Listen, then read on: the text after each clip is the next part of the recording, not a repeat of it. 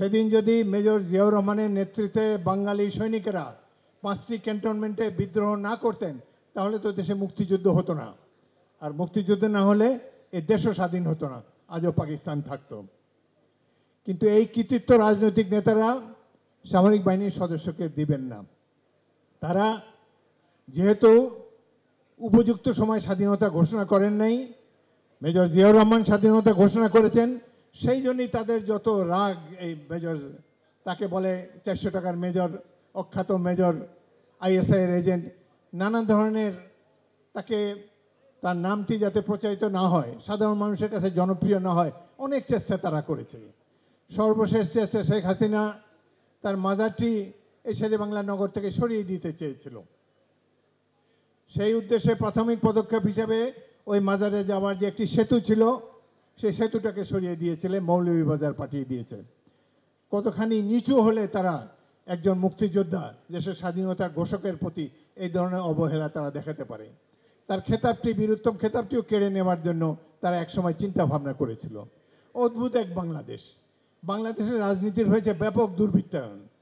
বাংলাদেশের সমাজ জীবনে উপরে কারা যায়, যে যত বড় দুর্নীতিবাজ, যার দেশের জন্য কোনো স্যাক্রিফাইস নাই, কোনো দেশের জন্য কোনো রকম ত্যাগ স্বীকার করে নাই, তাদেরকে আমরা টেলিভিশনে প্রত্যেক দিন দেখি, তাদের কথা শুনি।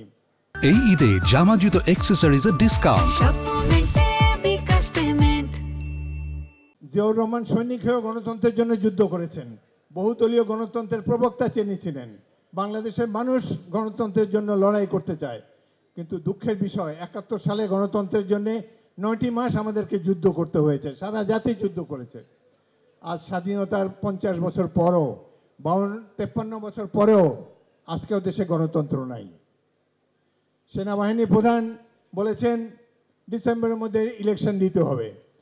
সামরিক বাহিনীর প্রধান চায় নির্বাচন, আর যারা এখানে ক্ষমতায় আসেন সিভিল সরকার, একটি তত্ত্বাবধায়ক সরকার, একটা অন্তর্বর্তীকালীন সরকার, তারা গণতন্ত্র দিতে চায় না, তারা নির্বাচনের কথা বলে না, দুনিয়ার কথা বলে। সংস্কার করবে, কি সংস্কার করবেন? সংস্কার করা একমাত্র অধিকার নির্বাচিত গণপ্রতিনিধিদের। এখানে একটা গোষ্ঠী এসে বললো আমরা এই সংস্কার করব, কয়েকজন নাবালক ছাত্র বললো আমরা ওই সংস্কার করলো। এইভাবে কি বাংলাদেশ চলবে? এই জন্যে কি আমরা যুদ্ধ করেছিলাম? এই জন্য জিয়াউর রহমান স্বাধীনতার ডাক দিয়েছিলেন? আমরা তো এটি মানতে পারি না।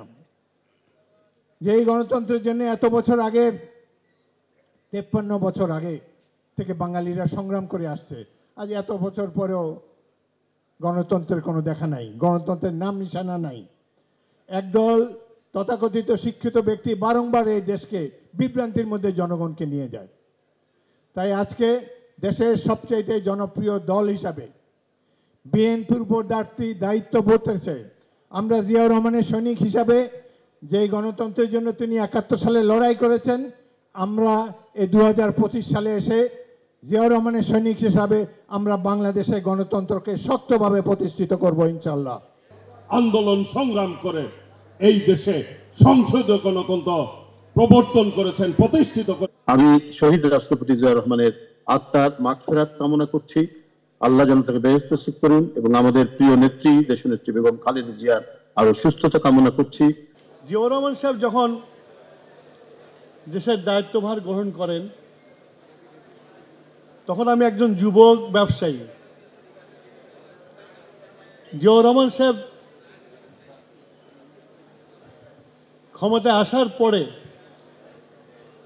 বাংলাদেশের যে অর্থনীতি যুগান্তরকারী,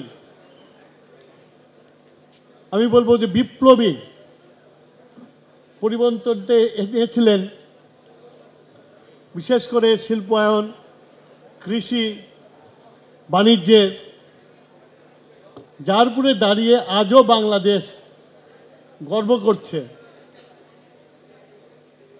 সেই সময়ে একজন যুবক ব্যবসায়ী হিসাবে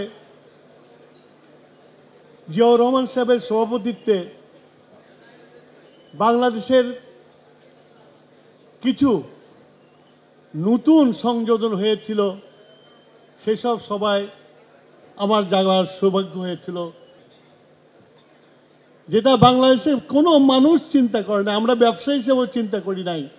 এক্সপোর্টার্স কাউন্সিল যেটা সভাপতি ছিল রাষ্ট্রপতি নিজে একা, আর ভাইস চেয়ারম্যান ছিল ইবিবির ভাইস চেয়ারম্যান।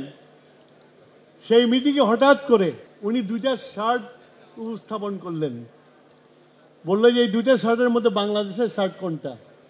আমরা কেউ জানতাম না। জিয়াউর রহমান সাহেব হেসে বলল, আপনারা কচু বোঝেন। বাংলাদেশ, আমরা যেটাকে বিদেশি শার্ট বলেছি, উনি বললেন এইটা হলো বাংলাদেশের শার্ট, সাবুর দোকান থেকে সেলাই করে নিয়ে এসেছি। আর ওটা হলো হংকংয়ের শার্ট, আমি হংকং থেকে নিয়ে এসেছি।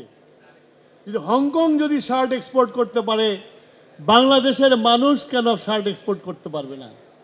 এবং এই গার্মেন্ট এক্সপোর্ট করার জন্য উনি সবসময় মানুষকে উৎসাহ দেওয়ার জন্য একটা কথা বলতেন যে কোনো আইন কোনো সমস্যা না, যা লাগবে আমি দেব, আপনারা এক্সপোর্ট করেন।